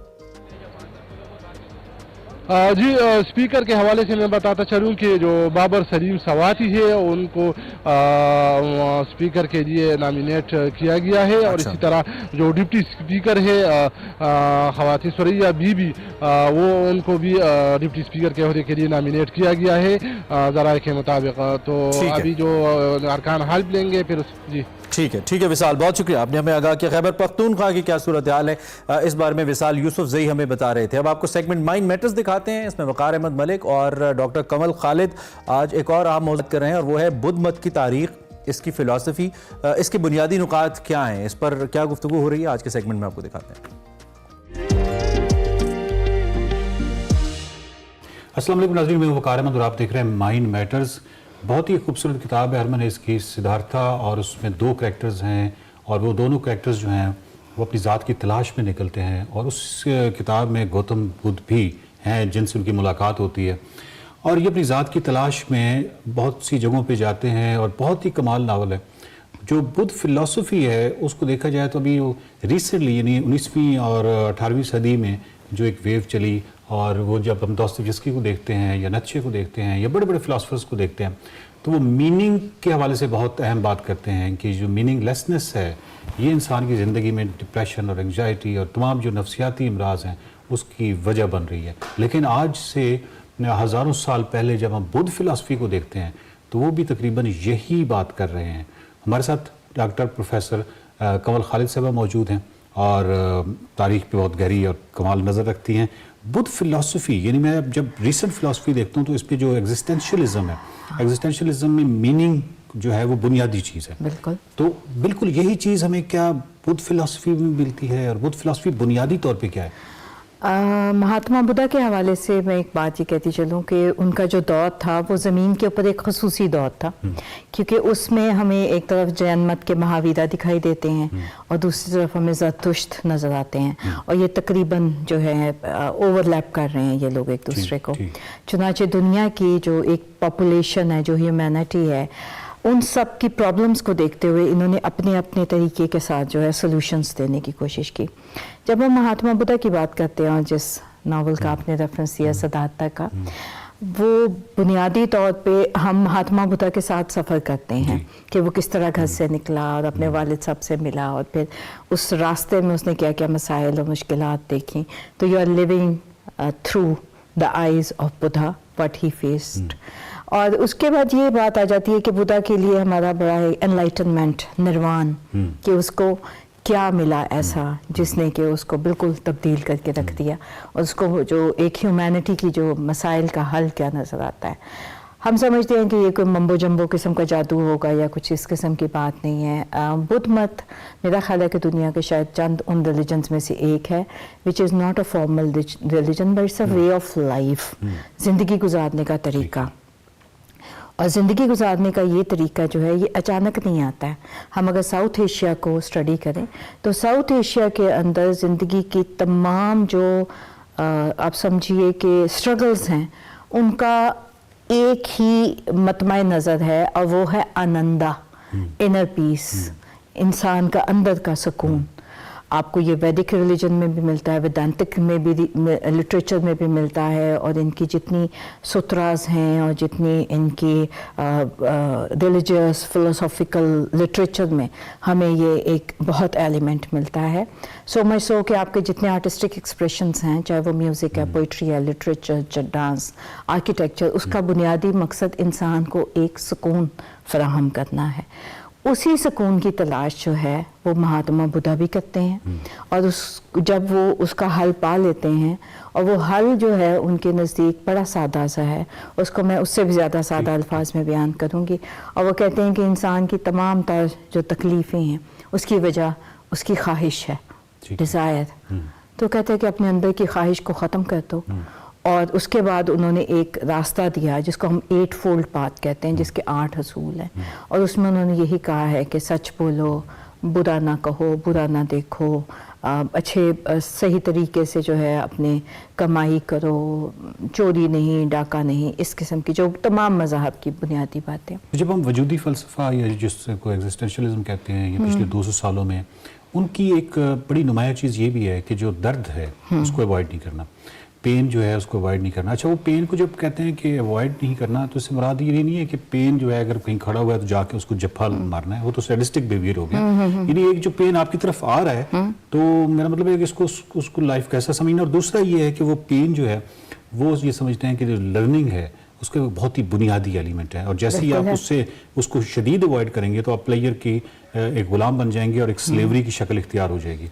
सो ये चीज़ भी तकरीबन हमें बुद्ध मत में मिलती है। देखिए, जो वो कहते हैं ना कि वो बड़ी एक आम सी सेइंग है, if there is no pain there is no gain kind of thing.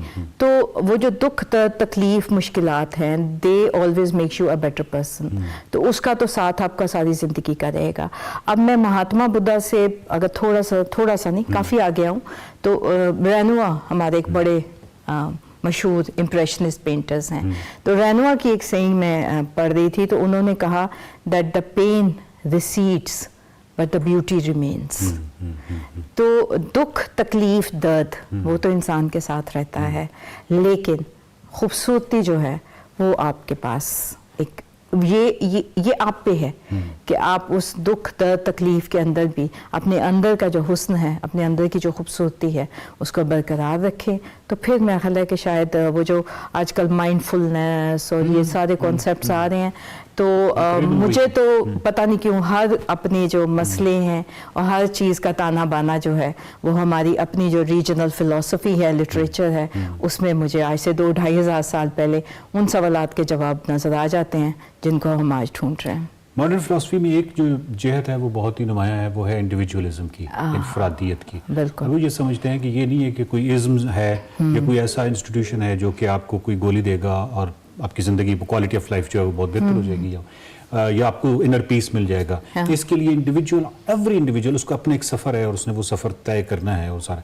तो हम ये समझते हैं कि जो सिद्धार्थ की हम अगर बात करें तो तमाम माली आसाइशों के बावजूद उनको एक इंडिविजुअल सफ़र अलग से इख्तियार करना पड़ा। तो ये भी इंडिविजुअलिटी है, यानी ये भी वही तकरीबन इनर पीस नहीं था। हाँ, इनर पीस नहीं था। तो वो इतने तमाम लग्जरीज के बावजूद वो उनके अंदर का जो एक सुख सुकून चैन जो है वो मिसिंग था। तो उसी को जब वो ढूंढने निकलते हैं और उनको ये रास्ते दिखाई देते हैं और जब उनको वो रास्ता समझ आता है तो उसके बाद वो फिर लोगों के साथ उसको शेयर करते हैं। और अब उसमें एक मैं यहाँ पर बात मुख्तसर सी करूँगी और इस पर हम शायद कभी दोबारा भी बात कर सकें कि जितने मैंने आर्ट्स के नाम लिए थे ना, म्यूज़िक, लिटरेचर, पेंटिंग, डांस, सब कुछ, इनको जब मैं अपनी साउथ एशियन फिलोसफीज़ में देखती हूँ तो वो they were all meant to give you peace of mind. तो अब कुछ अरसे से हमारी ज़िंदगियों में से वो जो एक रिसोर्सेज थे अपने अंदर के दुख दर्द को रिलैक्स करने के, तो ये हमसे कुछ छुटते जा रहे हैं। आज भी अगर याद करें, मैं तो अपने साथ ये बहुत करती हूँ, मैं बहुत डिप्रेस हूँ, बहुत मेरे साथ बुरा वक्त कोई है तो मेरा होता है कि मैं अच्छा म्यूज़िक सुन लेती हूँ, अच्छी कोई किताब पढ़ ली और इस तरह से कर लिया। लेकिन वो अच्छी मौसीकी, अच्छी फिल्म, खूबसूरत मुख्तलिफ जो डायमेंशंस हैं आर्ट की, वो हमसे थोड़ी सी छिन सी गई हैं। और जो मैं मानती हूँ हकीकत पसंद होना जो है वो बहुत ज़रूरी है, लेकिन हकीकत पसंदी के साथ साथ कुछ ख्वाब भी देख लिए जाएं तो कोई हरज नहीं। कुंग फू पांडा आपने देखी? Of course. वाह। मैं इधर पीस के वाले से मेरे ज़हन में आया और मैं आपको उसी की बुनियाद पे कितनी खूबसूरत फिल्म है, मतलब उसके 3 हिस्से जो हैं कमाल। और आपको मैं एक बड़ी दिलचस्प बात बताऊं, आपने कुंग फू पांडा की बात की है और हम महात्मा बुद्धा की बात कर रहे हैं, और उसके साथ मैं आपको बताऊं कि अब मैं आपसे पूछती हूँ कि आपने डम्बो मूवी देखी है? नहीं, मैंने नहीं। ओ यू मस्ट। डम्बो जो है एक छोटा सा हाथी है जो बहुत बड़े बड़े कानों के साथ पैदा हुआ है और जिसको सारी जिंदगी उसको मजाक उड़ाया जाता है, and then one fine day पता चलता है कि वो उन कानों की मदद से उड़ सकता है। तो उसकी वही चीज़ जो कि उसकी लिए बड़ी एक तहकीर का बाइस थी, हजीमत का, वो एकदम से तमाम दुनिया दंग रह जाती है कि वाह ये। और दिलचस्प बात मैं आपको ये बताती चलूँ, ये डिज्नी की मूवी है, बहुत खूबसूरत है। ये बुनियादी तौर पे एक जातका स्टोरी है। और जातका स्टोरी आप नाजरीन को हम बता सकते हैं कि महात्मा बुद्धा के मुख्तलिफ जो उनके अवतार्स हैं उनके बारे में जो कहानियाँ हैं, तो ये बुनियादी तौर पे महात्मा बुद्धा की कहानी है जिसको कि डम्बो मूवी में कन्वर्ट किया गया है। And it's a beautiful message. बहुत बहुत शुक्रिया, ये मूवी तो मैं आज ही देखूंगा। Thank you very much. नाज़रीन, बात यह है कि पिछले 3000 साल की या 4000 साल की जितनी भी तारीख हमारे पास अवेलेबल है, वो जब हम देखते हैं तो जो इंसानी सोच का सफ़र है, जो फ़िक्र का सफ़र है, वो तकरीबन एक जैसा नज़र आता है। यानी अगर हम पुराने यूनान में चले जाते हैं और सोफोक्लिस को देखते हैं, उसके ड्रामा में जो कोरस है, वो जो सवालात उठा रहा है अपने एग्जिस्टेंस या वजूद के हवाले से, वो तकरीबन वही सवाल हैं जो 18वीं 19वीं सदी में भी वही सवाल उठाए जा रहे हैं। तो वही जो हल उस वक्त महात्मा बुद्ध और उस वक्त के जो एरा है उसमें जो आपको हल पेश किए जा रहे हैं इंडिविजुअलिज्म के हवाले से, इनफरादी तरक्की के हवाले से, अपने फ़र्द किस तरह एक तरक्की कर सकता है, अपनी ज़ात की तरक्की कैसे कर सकता है, अपनी ज़ात की तलाश कैसे कर सकता है और इनर पीस कैसे हासिल कर सकता है, वही तकरीबन आज की मॉडर्न फ़िलासफ़ी जो है वो भी यही कह रही है। सो रास्ता जो है वो एक ही है और ज़बरदस्त रास्ता है इंडिविजुअलिज्म का, इनफरादी हवाले से, इनफरादियत के हवाले से। उस रास्ते को ज़रूर इसके मुसाफिर बनिए और इनर पीस जो है उसको ज़रूर एक्सपीरियंस कीजिए। देखते रहिए mind matters. Welcome back to Expresso. बात करते हैं मेरे बड़े पसंदीदा और उसके साथ साथ पाकिस्तान के लिए सबसे अहम मौजू मईशत के हवाले से, जिसका पाकिस्तान बहुत अरसे से मुश्किलात का शिकार है, जिसके अंदर हुकूमत साजी तो काफ़ी हद तक होती नजर आती है। कौमी असम्बली की हलफबरदारी कल हो जाएगी, 9 मुंतखबा अरकान हलफ उठा लेंगे।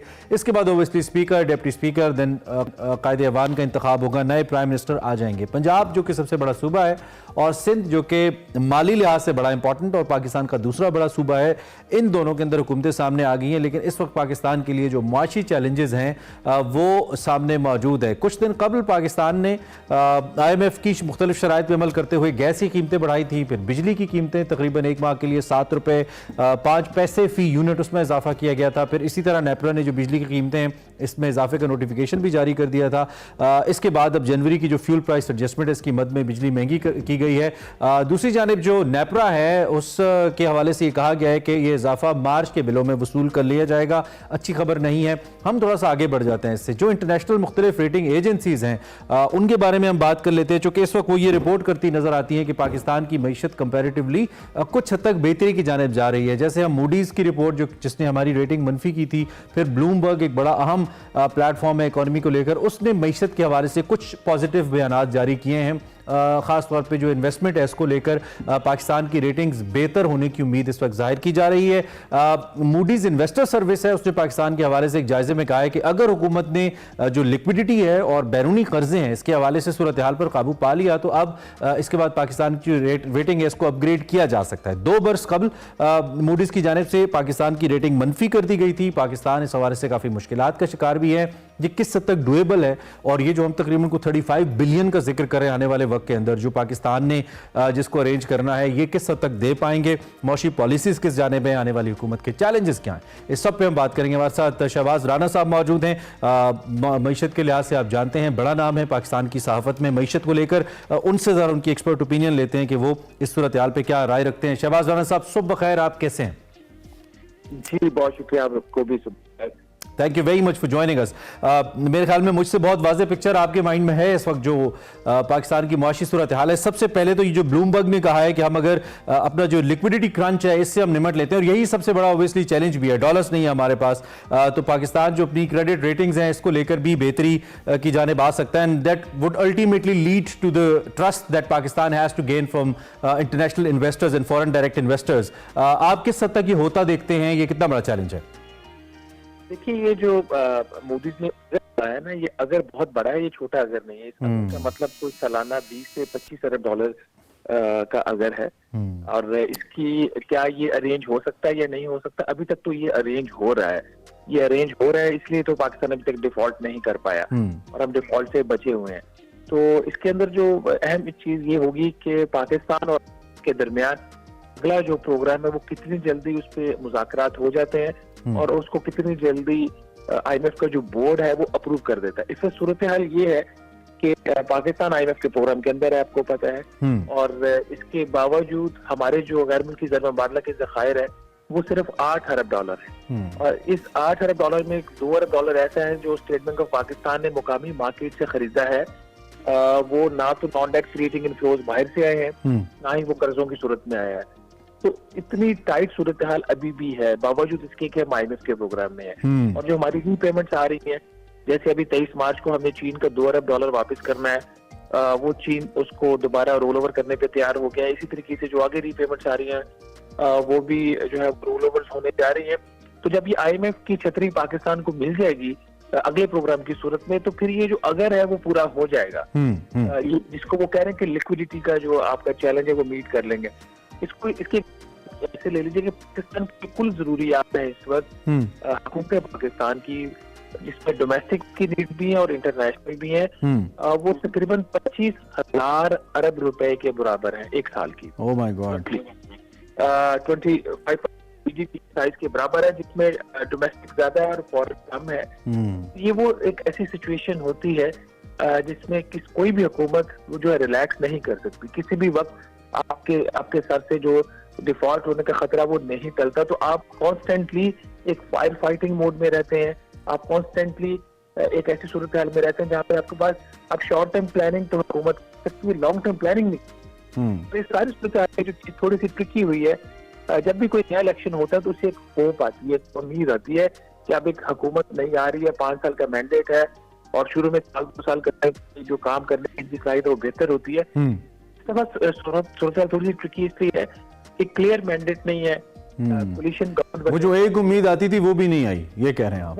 वो एक मध्यम सी आपको उम्मीद दिया जो है ना वो टिमटिमा रहा है। अच्छा, मैं अक्सर जब भी एक्सपर्ट से बात हो रही है आप समेत, मैं एक बात बार बार रिपीटेडली पूछता हूं, क्योंकि मुझे लगता है कि पूछनी चाहिए, इस पे बात होनी चाहिए। वो है उन विंडोज की या उन एवेन्यूज की जो कि पाकिस्तान के पास हैं, इसको लेकर पाकिस्तान के अंदर सबसे बड़ा तो ह्यूमन रिसोर्स हमारा पोटेंशियल है, एग्रीकल्चर हमारा पोटेंशियल है, हमारी स्ट्रेटेजिक लोकेशन हमारा पोटेंशियल है। पाकिस्तान के अंदर ये पोटेंशियल्स तो हैं, लेकिन इसके मुताबिक right policy making and then their implementation वो बड़ा जरूरी है to gain the yield that is required. अगली हुकूमत, क्योंकि हमने इनका वे ऑफ वर्क तो देखा है, आपने मुझसे ज्यादा करीब से देखा है, तो इन एवेन्यूज से किस हद तक फायदा उठा सकती है, और क्या कोई ऐसी भी विंडोज हैं जो नई हैं, जिनका जो अनटैप्ड विंडोज हो सकती हैं, जैसे मैं आईटी सेक्टर की बात करता हूं, तो उनके ऊपर भी कोई काम हुआ है क्या? आपके पास इस हवाले से इंफॉर्मेशन है?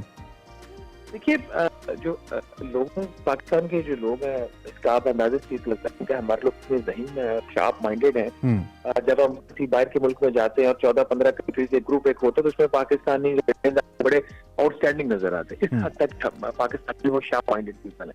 तो द प्रॉब्लम इज कि जो राइट सेट ऑफ स्किल्स है ना फॉर जॉब पर्पसेस, वो अवेलेबल नहीं है।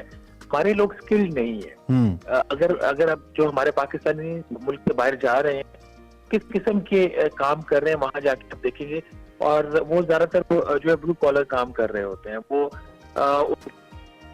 वो काम उनको नहीं, क्योंकि ट्रेनिंग की जो यहाँ पे फैसिलिटीज है पाकिस्तान में, आपके जो सिलेबस है खास तौर पर जो यूनिवर्सिटी कॉलेजेस में जो पढ़ाया जाता है, वो जनरल किस्म की एजुकेशन ज्यादा जा रही है, जो दुनिया की रिक्वायरमेंट। अब आर्टिफिशियल इंटेलिजेंस की बात हो रही है, जिनको बोलते हैं डिसरप्टिव टेक्नोलॉजीज, जिसको फोर्थ इंडस्ट्रियल रेवोल्यूशन भी बोलते हैं, उसकी तरफ हमारा ध्यान नहीं है। हमारी यूनिवर्सिटीज, हमारे कॉलेजेस उधर नहीं है, जिसकी वजह से ये जो जिस आप वर्क फोर्स की बात कर रहे हैं, ये जो यूथ है, बल्ज है, ये अनटैप्ड है, और ये इसके उस तरीके से फोकस। लेकिन पिछली जो कतर कलामी हुआ था, वो तहरीक इंसाफ की हुकूमत इस बात का क्रेडिट लेती थी कि हमारे दौर में रेमिटेंसेस बड़ी हिस्टोरिक आए हैं। मुझे याद है उस वक्त के वजीर इत्तलात फवाद साहब ट्वीट किया करते थे, हालांकि ये तो बड़ा नॉन प्रोडक्टिव पैसे हैं, उल्टा आपने अपने ब्रेन्स बाहर भेजे, उससे जो पैसा आया, और वो भी पैसा क्या पाकिस्तान की मईशत के लिए इन्वेस्टमेंट की सूरत में तो नहीं आया, मुख्तलिफ खानदानों की मदद की सूरत में आया।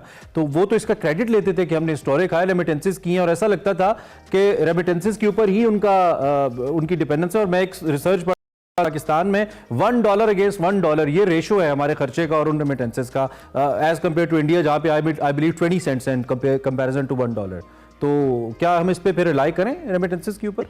रेमिटेंस पे रिलाई करना चाहिए, इट्स नॉट बैड। और रेमिटेंसेस पीछे के दौर में तकरीबन 31 अरब नहीं थी, पिछले साल वो $28 पे गिर गई, उसका जब सडन बूम भी आता है। बट अगर रेमिटेंसेस को सिर्फ इस आइसोलेशन में ना देखें, अब बांग्लादेश रेमिटेंसेस की तरफ कमा रहे हैं, भारत क्योंकि उसकी आबादी भी ज्यादा है, वो रेमिटेंसेस की मद में कितना कमा रहा है, हम उसके मुकाबले में कितना कमा रहे हैं। भारत के लोग हैं, मुझे खुद एक दफा जब मौका बाहर मिला जाने का, इंडियंस के साथ वहाँ पे हम थे, तो वो जो इंडियन जर्नलिस्ट थे, वो वहाँ पे जाके किन लोगों से मिलते थे।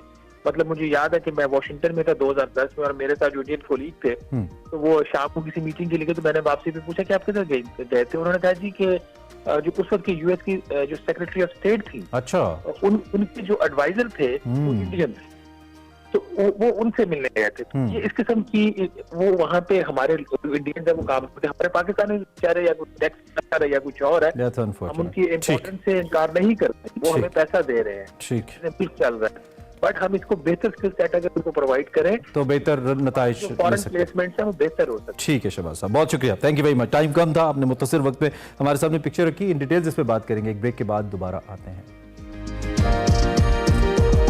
का तकरीबन आखिरी हिस्सा है, बल्कि यकीनन आखिरी हिस्सा है, और क्रिकेट की बात करना बहुत जरूरी है। आज आप कहेंगे हमने पीएसएल की शुरू में बात ही नहीं की। जब मैं प्रोड्यूसर साहब से डिस्कस कर रहा था, मैंने कहा क्या आप रोज अब लाहौर कलंदर के किस्से सुनाए अलस से बुट के। आई नो कि लाहौर कलंदर्स के चर्च के चाहने वालों को ये खबर अच्छी नहीं लग रही, मुझे भी नहीं लग रही भाई, हमारी इतनी अच्छी पीएसएल की टीम है लेकिन बहुत बुरा परफॉर्म कर रही है।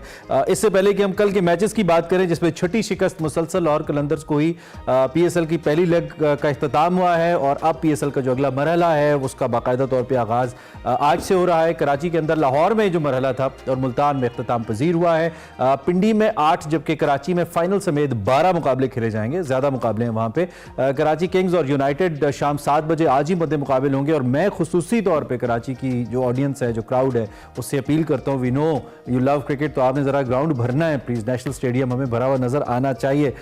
इसके साथ साथ कराची किंग्स चांद मसूद और इस्लामाबाद यूनाइटेड शादाब खान साहब की कप्तानी में आमने सामने होंगे। और किंग्स की अगर हम बात करें तो इब्तदा बहुत अच्छी नहीं थी, आपको याद ही है। मुल्तान में उन्होंने मुल्तान सुल्तान ने उन्हें 55 रन से हरा दिया था। फिर कराची किंग्स ने लाहौर में मुसलसल 2 मैचेस जीते। थोड़ा सा पॉजिटिव रहा, ज़ल्मी को 7 से हराया, लाहौर को 2 विकेटों से हराया। यूनाइटेड ने 4 मैचेस में से 1 जीता है, 3 हारे हैं। बहुत अच्छी पोजीशन नहीं है लेकिन मैचेस अभी कम हुए हैं। इफ्तिताही मैच में कलंदर्स से जीते थे लेकिन इस्लामाबाद ने पहली फतह के बाद मुसलसल 3 मैचेस हारे हैं, तो अब ये भी देखना होगा। इसी तरह मुल्तान ने उन्हें 5 से, क्वेटा ने 3 और पेशावर ने 8 रन से मात दी थी। सो इससे साबित ही होता है कि चेज नहीं कर पा रहे, फिनिश नहीं कर पा रहे यूनाइटेड।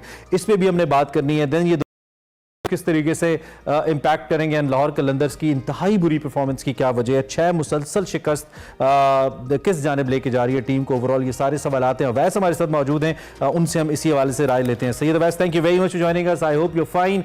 सबसे पहले सवाल कलंदर्स पे ही बनता है, कलंदर्स पे ही करेंगे। कल तो मजमुआ बहुत बड़ा था, माना कि शायद उस पानी में आपके टेस्ट नर्व्स होते हैं। अनफॉर्चुनेट है जिस तरीके से लाहौर कलंदर की परफॉर्मेंस रही है पूरी टीम यूनिट की, तो अब सवालिया निशान शाहीन शाह अफरीदी की कप्तानी पे भी उठ रहा है पाकिस्तान में कि क्या he is capable to captain Pakistan, जिस तरीके से उनका ट्रैक रिकॉर्ड चला है। दूसरे एंड पे अगर सुल्तान सुल्तान की बात करूं, लिटरली हैट्स ऑफ है। कल आपने देखा होगा ना, डेविड विली उनके पास मौजूद थे, वो इंजर्ड है, अब्बास अफरीदी भी इंजर्ड, इसके अलावा डेविड मिलान भी इंजर्ड था। यार यंग बॉलिंग यूनिट के साथ रिजवान ने मैच कल जीता है। हैट्स ऑफ है, सीरियसली मैं कह रहा हूं, जिस तरीके से वो लड़कों को लेके चल रहा है, दैट शोज के उसके अंदर टेम्परामेंट कितना है और खास करके जो टीम आई स्टिल फील, पता नहीं, मुझे अपनी राय देने का तो मैं हक रखता हूं। मेरी राय में Rizwan can be a way better captain than of anyone else in the team, मुझे लगता है इस वक्त, जिस पे उन्होंने मुल्तान सुल्तान में खुद को प्रूव भी किया है और अपनी पर्सनल परफॉर्मेंस भी उनकी इतनी इंप्रेसिव है कि वो क्वालिफाई करते हैं। I don't know what's the reason behind कि उनको ये चांस क्यों नहीं मिल रहा। अच्छा, तो अब ये तो किस्सा तो खत्म हो गया बड़े अफसोस के साथ with heavy arts, like Lahore Qalandars का किस्सा तो खत्म हो गया। वैसे पीएसएल की बात करो 9 की, देखिए मुझे मैंने कहा ना कि मुझे वो एक वाहिद टीम है जिसके बारे में अगर आप पूरी ओवरऑल बात करें तो हम हमेशा बात करते हैं कि लाहौर सबसे ज्यादा वाइब्रेंट रहता है। पूरे साल आप देखें कुछ ना कुछ एक्टिविटीज उनकी रहती है और एक अच्छी, देखें जहाँ पॉजिटिविटी है वहाँ नेगेटिविटी तो होती है, लेकिन एक अच्छी बात पॉजिटिव सबसे अच्छी जो लाहौर के अंदर की है वो ज्यादा अपने डेवलपमेंट प्रोग्राम से ही लड़का निकाल के उसको यूटिलाइज करते हैं और आगे जाके वो इम्पैक्ट भी बनाता है और बड़े अच्छे प्लेयर्स उन्होंने दिए हैं टीम पाकिस्तान को। यूनिट की भी बात करें, सबसे बड़ा इस वक्त जो उनका मसला था उनका बैटिंग ऑर्डर ना स्टेबल होना, लेकिन बॉलिंग यूनिट जिसने पिछले टूर्नामेंट जिताया था, जमान खान आपको ऑफ कलर नजर आ रहे हैं पूरे सीजन के अंदर। कल भी उन्होंने आई गेस 40+ रन्स खाए हैं। उसके अलावा हारिस रऊफ का इंजर्ड हो जाना, पिछले मैच पे राशिद का ना होना, तो वो चीजें फिर थिंक टैंक जो बाहर बैठा है। चलें हम अब लाहौर नामा हम नहीं करते, हम आपकी टीम की तरफ आ जाते हैं। इस्लामाबाद यूनाइटेड 4 प्लेड 3 लॉस्ट, सिर्फ 1 जीत और 2 पॉइंट्स 4 मैच खेलने के बाद। कुछ क्लोज मार्जिन से भी मैच हारे, लेकिन शादाब साहब भी को टीम को टॉप 4 में भी नहीं लेके आ पा रहे हैं सर। इस्लामाबाद यूनाइटेड आज मैच भी उनका, इस्लामाबाद यूनाइटेड की अगर बात करूं तो सबसे बड़ा जो मुझे इशू नजर आता है वो आपकी बॉलिंग यूनिट का है। फिर नसीम शाह एक एंड से बहुत जबरदस्त बॉलिंग का स्पेल करवा रहे हैं, आपको नजर भी आ रहा है, लेकिन दूसरा एंड जो कहते हैं ना कंटेन करता है, वो आपको दूसरा स्पेल नजर नहीं आता। हंट इन पेस की जब आप बात करते हैं, हुनैन कल बाबर आजम ने देखा जिस तरीके से उनको जिस तरीके से अग्रेसिव बाबर आउट था तो उन्होंने उनको बख्शा नहीं है बाबर आजम ने। तो वो जो एक सीनियरिटी होती है वो आपको नजर आ रही थी कि नहीं है उनकी बॉलिंग यूनिट के अंदर। रुमान रईस को मैच में लेके आए थे, एक मैच में उन्होंने अच्छी परफॉर्मेंस दिखाई। फिर उसके अलावा जब बैटिंग ऑर्डर की बात करूं, Colin Munro, Azam Khan was fabulous on that day, लेकिन जिस तरीके से वो आजम खान के बाद एकदम जो उनकी बैटिंग जो फ्लैटर की गई है ना, मुझे समझ नहीं आया कि आखिर इतना दबाव उन पे क्यों आया था। कॉलिन मॉन्रो को शायद शॉट खेलने की जरूरत नहीं थी, जब आजम खान आउट है तो आपको थोड़ा सा मुझे पता है रिस्पॉन्सिबिलिटी आप लेते हैं यहाँ पर। लेकिन सबसे ज्यादा इस वक्त जो सवाल उठता है वो आपके यंगस्टर्स पे उठता है। मैं सब यंगस्टर्स की बात कर रहा हूँ, हारिस की बात कर लो, हैदर अली इस्लामाबाद यूनाइटेड में मौजूद हैं कि वो क्या कर रहे हैं, लेकिन हैदर अली की बात मैं करना चाहूंगा यहाँ पर एक तो शायद उनको बहुत ज्यादा कम ओवर्स मिलते हैं खेलने के लिए, या तो प्रेशर सिचुएशन के अंदर उस नहीं, दिन लेकिन भी- आपको अपनी क्लास तो आप प्रूव कर ही सकते हैं। हैदर अली मुसलसल एक नाकामियों की लंबी लिस्ट है। टाइम तकरीबन खत्म हो गया। मैं आखिरी 30 सेकंड क्राउड को देना चाहता हूं। आज वेन्यूज तब्दील हो रहे हैं। कराची स्ट्रगल करता रहा है, कराची नेशनल स्टेडियम की मैं बात कर रहा हूं, क्राउड इतना नहीं पुल कर पाया PSL। इस दफा क्रिकेट अच्छी हो रही है। आप क्या एक्सपेक्ट करते हैं और क्या अपील करते हैं जो क्रिकेट व्यूअर्स हैं, वैस बीइंग अ क्रिकेट एंथुसियास्ट? देखिए इमरान भाई, रिक्वेस्ट हमेशा कराची से रहती है, क्योंकि कराची भी आपको पता है हमेशा कहा जाता है कि रोशनियों का शहर है, लेकिन एटलीस्ट आपको क्राउड आना, कुछ ना कुछ एक्टिविटीज रखें ताकि आप क्राउड को एंगेज करें। मुझे पता है लोग कंप्लेन करते हैं कि पार्किंग बहुत दूर है, सपोर्ट नहीं ज्यादा। तीन चीजों को आपको दूर करना पड़ेगा। बात करूं मुल्तान की, बात करूं लाहौर तो ऑब्वियसली है, लेकिन पिंडी मुल्तान बड़ा टफ टाइम देता है कराची को सीरियसली क्राउड के हिसाब से। आप भी क्योंकि पिंडी में आते जाते रहते ऐसे ही, देखते होंगे, बिल्कुल पिंडी में क्राउड बहुत टफ टाइम देता है। इवन तो कराची को मुल्तान का क्राउड बहुत अच्छा था। आपको एक्टिविटीज रखनी पड़ेगी। टाइम खत्म हो गया। वैस thank you very much for your presence. Programme हम खत्म करते हैं, लेकिन once again I appeal to all Karachiites, cricket enthusiast के लिए निकलिए, ग्राउंड भरिए, भर के दिखाइए लाहौरियों को कि आप भी भर सकते हैं। हमारी बेस्ट विशेस तमाम टीम्स के साथ और कराचीइट्स के साथ है। प्रोग्राम खत्म करते हैं, आपसे इंशाल्लाह कल मिलेंगे। Have a good day.